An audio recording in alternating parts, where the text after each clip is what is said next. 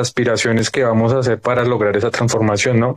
Allí el autor también mencionaba que pues la investigación, acción participativa, también hay una aspiración rebelde, ¿no? Y en esa aspiración rebelde hay nueva producción de conocimiento, y en esa nueva producción de conocimiento hay unas prácticas, ¿no? Tanto la reflexión como la acción de las comunidades, de los sujetos, de las sujetas involucradas en un proceso, tienen que llevar a la transformación, ¿no? Una transformación ya sea, no sé, lo pienso, ayer estaba en un conversatorio, hay un lugar que se llama la Casa de los Niños y las Niñas. Bueno, yo soy de Bogotá, de una localidad que se llama Kennedy, y hay un proceso liderado por mujeres, para mujeres, y empiezan a hacer todos unos procesos transformadores y a pensarse de manera distinta, ¿no? Una de esas transformaciones es desligar un poco a las infancias de la pantalla del celular y darles la oportunidad de escucharlo, no porque yo soy adulto, entonces yo le indico o le oriento de que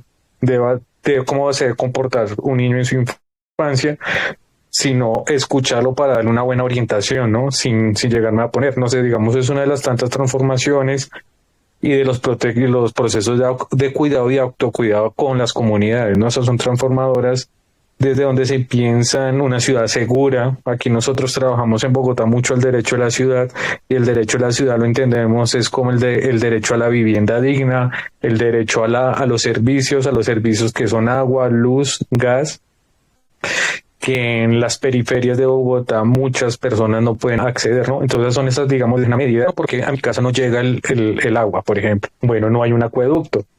Entonces, ¿qué hago? Entonces nos reunimos en comunidad y construimos un acueducto comunitario, y este acueducto comunitario también va en pro de la protección del medio ambiente, ¿no? También entendemos que el medio ambiente no solo es la protección de lo verde, que es importante, sino también en el medio ambiente, cuando referimos desde el proceso que hago parte, que se llama La Poderosa, es poder tener más allá sí, el agua saludable, pero las condiciones básicas para vivir, ¿no? Que es vuelvo y repito, vivienda digna, el derecho a la alimentación.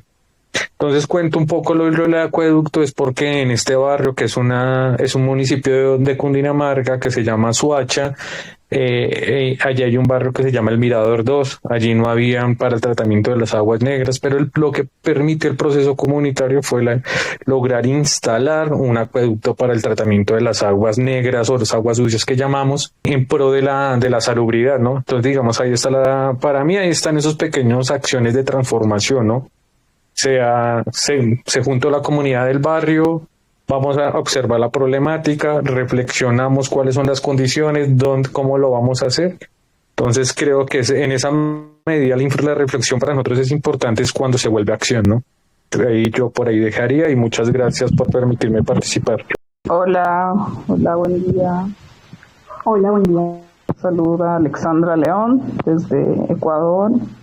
Yo quería contarles un poco que a mí básicamente me enganchó mucho el grupo 4 de trabajo, porque yo siento que esos son los componentes claves cuando uno piensa en hacer educación desde una retórica decolonial, ¿no? Como desde ya poner en praxis lo que muchas veces está solamente en la teoría.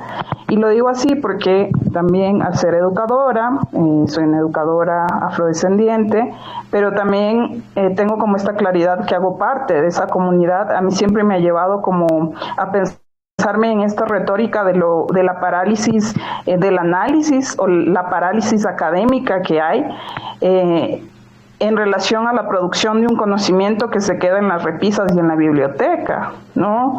O sea, también en una posición un poco más crítica de que muchas veces se hace eso, porque tampoco es que puedo salir del todo de estas dinámicas, pero no se le regresa ni tan siquiera el texto final a las comunidades o a estos espacios de trabajo, o ni siquiera se escucha en una dinámica de cómo crear un puente para hacer transformación, acción. Y ahí yo desde hace mucho tiempo llegué a entender como esta misma posición crítica de que es importantísimo la investigación, la acción y la participación, ¿no? Porque la investigación, la acción y la participación te llevan a la transformación, así sea mínima, ¿no? Le escuchaba al compañero sobre este tema del acueducto y me trajo como a colación hace nada llevar a cabo un proceso de investigación sobre biocultura. Y dentro de este proceso de investigación, que no solo fue hacer encuestas, entrevistas, una cartografía, sino que obviamente la comunidad estaba involucrada, tuvimos talleres, tuvimos escuelas de participación y demás, y uno de los temas era precisamente que ellos, al ser un territorio profundamente agrícola, identificaron, mejor dicho, que les estaba acechando el tema del monocultivo. Y que para entrar en una dinámica de que esta investigación se convierta en una acción y por tanto ellos son parte de una coproducción o participación, lo que había que buscar es poder entender que es un suelo altamente productivo y que el monocultivo solamente podría desgastar el territorio y por tanto entrar en unas dinámicas de desnutrición o hambruna. Y estos pensamientos salen de ahí, propios de quienes conocen el territorio. Siendo así, esto llevó a que logremos, porque igual esta investigación es una investigación financiada y ahí también hay unas claridades, porque cuando yo apuesto por la investigación o por la educación, también me gusta que se retribuya y se entregue algo a la comunidad. Una de ellas fue poder contar con un capital semilla para que las comunidades o las personas que formaron parte, que fueron un grupo de alrededor de 24 personas, empiecen con una estrategia de resguardo y de cuidado a sus sembríos y a sus terrenos. Y siendo así, empezaron en una dinámica de siembra de todos los productos o todas las diversidades o la diversidad de especies genéticas que eran propias del territorio y de alguna forma con la dinámica de cuidar y salvaguardar su soberanía alimentaria.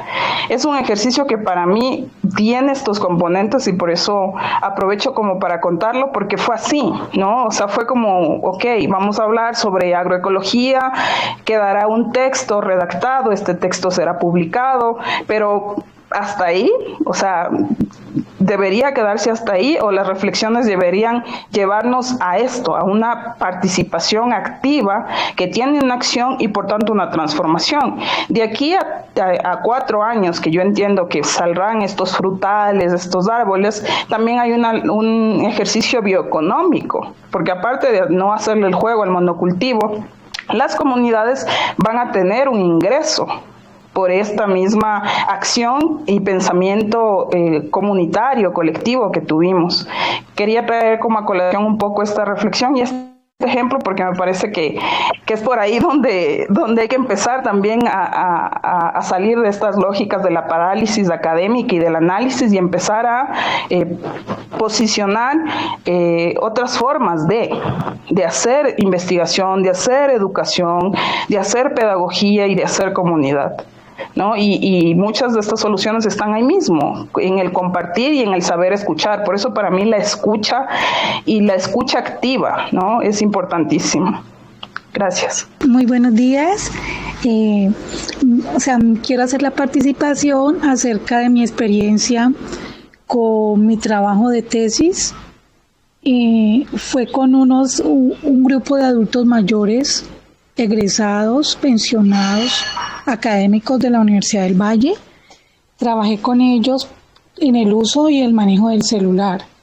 Inicialmente, antes de comenzar la práctica, porque era un trabajo de investigación y práctica al mismo tiempo, con la investigación, acción, participativa, pero la participativa, como decía nuestro compañero ahora, entre paréntesis, porque los adultos participaron como estudiantes, más ellos no eligieron los temas, sino que se trabajó con la gerontóloga inicialmente que ella necesitaba, porque a causa de la pandemia muchos adultos mayores no sabían manejar su celular, incluso siendo académicos, y entonces eso no les permitía comunicarse ni siquiera para una cita médica virtual o para ella enterarse de cómo estaban en sus día a día, porque muchos de ellos viven solos o muchos viven con un hijo, una hija que prácticamente trabaja o trabajaba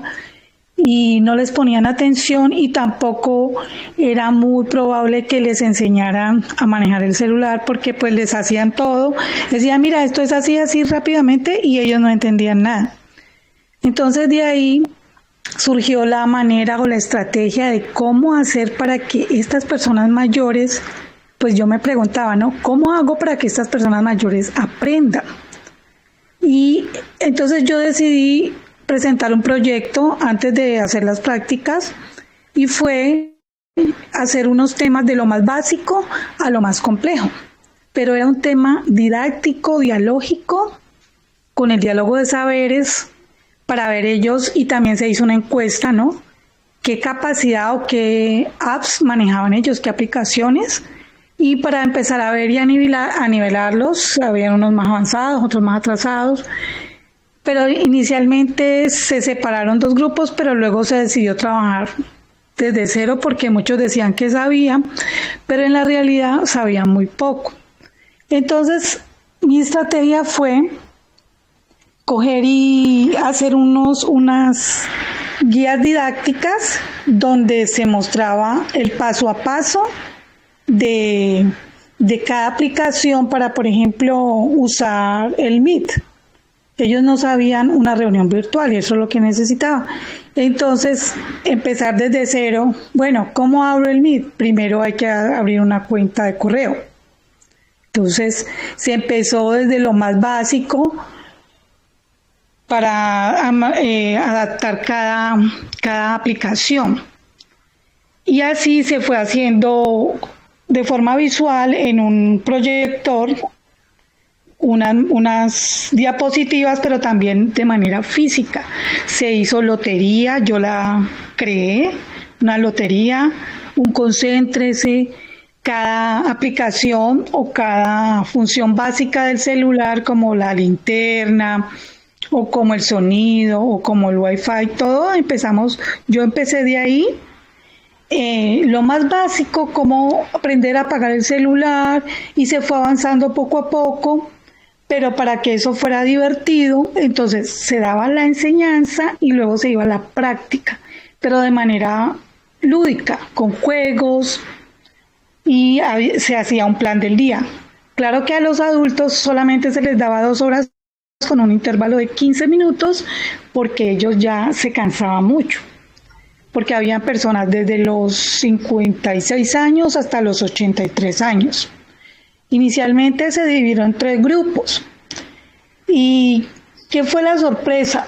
Que yo, en mi angustia, yo decía, pero ahora ¿será que estos adultos mayores sí aprendieron?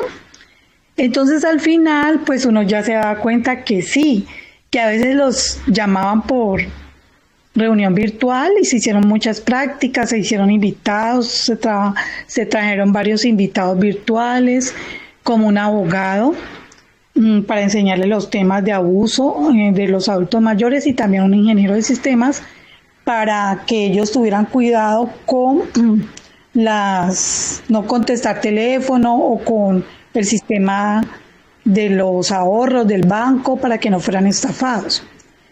Poco a poco se fue enseñando, se enseñaron durante 2 semestres, y vaya sorpresa que ellos sí aprendieron hasta hacer videollamadas por WhatsApp, a crear grupos, bueno, muchísimas cosas, a enviar documentos médicos, fotos, lo que ellos quisieran. Eso fue muy divertido, y también fue una experiencia muy enriquecedora para mí, porque también al final se elaboró un librito con todos los paso a pasos de cómo manejar el celular. Pero entonces ahí lo más bonito es que... Lucy, perdóname. Sí, no, tranquila. No, y puedes de pronto como recoger, porque ya bueno, es que me ocupa el tiempo, la verdad. Son las 10:15 y ya 2 personas nos pidieron la palabra. Entonces te agradezco, sí, qué pena interrumpir. Disculpa, finalmente lo más importante de la investigación-acción para mí es la transformación. Entonces ese es como el objetivo o la meta, transformar un grupo, transformar una comunidad. Allí termino, gracias. Vale, qué pena.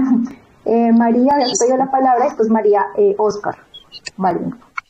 Listo, muchas gracias. Voy a intentar ser concisa y hablar un poco rápido. Yo quiero aportar a la discusión, sobre todo como invitarnos a pensar qué estamos entendiendo como investigación y qué estamos entendiendo como investigación IAP, porque a veces queremos como sí tratar de incluirnos en este giro descolonizador, pero utilizando comportamientos, actitudes que también son colonizadoras. Entonces, como la idea de, por ejemplo, llegar a pensar que no sé, que voy a trabajar con una población, pero yo soy la que tengo las respuestas, o yo soy la que sé qué es lo que ellos necesitan, o yo soy ajena a la realidad que yo voy a investigar. Y la IAP no puede ser así. La IAP implica que yo haga parte del proceso, pero también entienda que el conocimiento no se construye de manera individual, yo evaluándolo, sino que ellas mismas, construyen su realidad y construyen sus preguntas, construyen sus respuestas, construyen su investigación propia, ¿sí? Ellos hacen parte de todo el proceso de investigación y por eso la IAP es un proceso largo que no puede decirse que se hace en un año. Yo creo,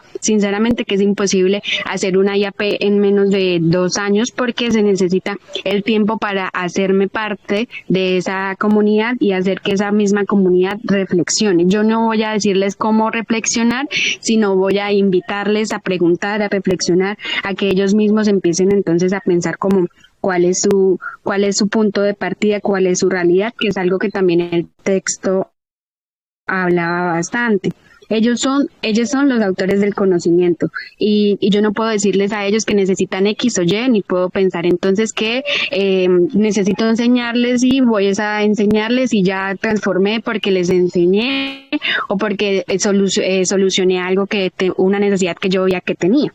Ahí ese es otro punto que hoy es que para mí la IAP no puede ser activismo. Yo puedo hacer activismo cuando transformo una realidad y bueno, por ejemplo, qué chévere que se hagan así como bueno, no tenían acueducto, ahora tienen acueducto, no tenían escuelas, ahora tienen escuelas, pero ¿hasta qué punto? ¿Hasta ahí termina la investigación? No, la IAP no puede terminar ahí, porque la IAP implica un proceso también reflexivo de qué hay, de cuál es mi contexto, de cuál es mi lugar de enunciación, y cuando digo mi lugar me refiero a la población, incluyéndome a mí, porque es también como un ejercicio autoetnográfico de mí dentro de esa población. Entonces, cuando yo hablo de mí, bueno, voy a hablar más bien de nosotros. Cuando yo hablo de nosotros, pues hablo entonces cuál es nuestra realidad, cuál es lo que yo voy a cambiar, cuál es nuestro lugar de enunciación, porque también es política, ¿sí? Si yo tengo que entender, por ejemplo, que las problemáticas de educación, de la soberanía alimentaria, son una cuestión política, que no significa solamente que vengo a cubrir una necesidad, sino la politizo también y entiendo que esta necesidad tiene un arraigo que va mucho más allá de mi población y que tiene un arraigo que responde también al sistema económico, político e ideológico en el cual yo me encuentro. Entonces es eso, como que el texto decía algo que a mí me parece muy valioso, que era que las transformaciones tienen que ser simbólicas y materiales y tienen que ser procesos de la misma concientización de los sujetos. No significa que yo les vaya a dar la realidad, sino que ellos mismos tienen que decir, oiga, venga, espere, pero ¿por qué mi realidad es esta? ¿Por qué viví esto? ¿Qué significa esto? ¿Por qué soy diferente a esto? ¿Por qué solamente nuestra población está afectada? Y que empiece entonces a cuestionar un poco más allá el lugar que ocupa en el mundo. Listo, María, muchísimas gracias también por estas palabras. Oscar, y sigue la compañera después de Oscar, Belén. Y yo creo que ya vamos cerrando las intervenciones porque ya estamos sobre el tiempo. Yo gusto, Oscar, de la Patagonia Argentina, de Neuquén, la tierra de Vaca Muerta. Cuento muy brevemente mis áreas de trabajo. Salud, educación, su interrelación y además actividad político-partidaria. Y además pertenezco a la pastoral diocesana Laudato Si, todo el legado de Francisco y toda la cuestión socioambiental. Todas son áreas que están directamente vinculadas con una posición que puede ser reformista, por ejemplo, otra conservadora y otra liberadora, es la corriente de pensamiento a la que pertenezco. durante todo este tiempo somos muchos en la Argentina que estamos asistiendo a una gran transformación de nuestro país, justamente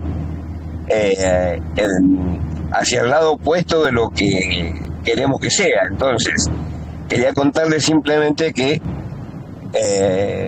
estamos reaprendiendo, porque en la Argentina estamos realmente preocupados, porque después de muchos años de poder decir que había una balanza de distribución socioeconómica favorable al campo popular, hemos tenido que asistir impávidos al ascenso de un gobierno de ultraderecha.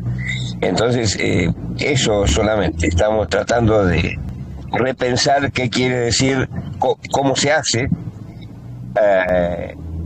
en cada espacio, en cada territorio, acciones de índole pedagógica en sentido amplio, específicamente de educación popular, para intentar decir que estamos caminando colectivamente hacia una transformación liberadora, cosa que nos deja con muchos interrogantes, porque podemos decir que más allá de algunos pequeños avances que hemos tenido en el último tiempo en la Argentina, pero que el proyecto opresor realmente ha ganado un terreno en nuestro país. Gracias. Gracias, Oscar, también por los aportes. Y ya creo que vamos a dar la última palabra. Belén, te agradecemos si puedes también qué pena, pero digamos que ya nos están esperando en plenaria, entonces agradecemos también, Belén, escuchar tu voz. Buenos días con todos. Bueno, he escuchado, agradezco mucho que hayan compartido sus experiencias, sus sentipensares. Creo que, bueno, yo soy de Córdoba, Argentina, nací ahí, pero tengo 20 años prácticamente viviendo en México, en el estado de Jalisco, en este estado donde está la ciudad, bueno, que se conoce Guadalajara, la tierra del tequila, del mariachi, ¿no? Y de otras expresiones culturales que son patrimonio de la humanidad. Nosotros estamos aquí pasando una situación muy, muy grave, es una tragedia humanitaria. Tenemos más de 20.000 desapariciones forzadas. Es una situación que se vive en todo el país, pero nuestro estado de Jalisco es el primer estado, ¿no?, con estas situaciones. Va a ser un estado que va a recibir el Mundial, por ejemplo, ¿no? Es un estado donde hay un gobierno que no es de ultraderecha, pero es un gobierno con un pensamiento de industria, un gobierno que no muestra interés en políticas públicas culturales de base, comunitaria, no tiene ese interés en pensar a la comunidad como un sujeto de transformación, un sujeto, si no es un discurso, ¿no? La comunidad se ha vuelto un concepto que se ha ido vaciando. Yo pienso y reflexiono con ustedes que para mí no solo la IAP, sino en realidad la educación popular, a través de estas metodologías, si no es transformadora, y si no es transformadora desde el sostenimiento de la esperanza, de la utopía, es difícil, ¿no? Es difícil realmente, porque la transformación debe presentar algo nuevo, ¿sí? Debe de crear algo necesario, pero también algo que cuestione, critique el sistema. Esa es la transformación. Si la transformación no está sostenida desde una ética colaborativa, desde un tejido de ideas, desde ideologías que nos muestren otras formas, otros mundos posibles, pues no es transformación, ¿sí? Es mantenimiento, es simulación, es maquillaje. Y yo creo que ahí también hay una reflexión necesaria muy importante sobre qué estamos transformando, qué creemos que transformamos, ¿no? Aquí pasó un gobierno de izquierda, de López Obrador, que plantea una cuarta transformación para el país, pero los crímenes siguen en aumento, ¿sí? Los recortes a la cultura, como ahorita acaban de presentar el presupuesto de la Federación, nuevos recortes a la cultura. Entonces, ¿desde dónde transformamos, no? ¿Qué entendemos como transformación? La transformación no puede venir desde el propio sistema, ¿sí? Para mí la transformación es una constante lucha contra el sistema capitalista. Aquí se habla de decolonialidad, se habla de muchos feminismos y demás, pero no se habla de el anticapitalismo. Entonces, si estamos dispuestos a realmente, me hago siempre la pregunta, a transformar, o estamos reproduciendo estas simulaciones desde nuestras propias prácticas. Entonces, porque sí es jugado, sí, sobre todo en nuestros países. Hago, por ejemplo, hincapié en los defensores del territorio, en Latinoamérica, en las madres y padres y familias buscadoras, en nosotros los educadores populares, en los gestores culturales comunitarios, en nuestros países. Yo en lo personal trabajo al frente de una organización que promueve la cultura de paz en uno de los países más violentos del mundo. Entonces, es jugada, ¿sí? Nos jugamos el pellejo, ponemos el cuerpo permanentemente. Entonces, es muy, muy importante tener muy claro si realmente nuestro trabajo es transformador o sigue reproduciendo estas opresiones del sistema. Bueno, muchas gracias a todos. Bueno, Belén, muchísimas gracias también por participar. Ya vamos dando pues un cierre. Qué pena que sea así también por el tema de los tiempos. Usted han dado aportes muy valiosos a partir también de la pregunta, pero también las experiencias nos dicen que las transformaciones se hacen desde esa práctica rebelde que mencionaba también el compañero Gildardo, citando la lectura, también transformando lo cotidiano. Y también, como nos mencionaba el texto, buscar las transformaciones necesarias de los grupos, las comunidades con las que estamos trabajando y de las cuales somos parte también. Me ha gustado mucho este espacio porque también ha dado muchas preguntas más que respuestas, entonces es muy valioso. Vamos a salir de este grupo, del grupo 4, para unirnos nuevamente al video chat general. ¿Listo? Entonces por ahí nos vemos con la compañera de la relatoría, Carmen. Entonces cuando sea el grupo 4, pues yo haré como una breve introducción y escucharemos también como el resumen, la reflexión también que salió de este grupo. ¿Listo? Entonces nos vemos ahorita y estamos conversando por el chat general.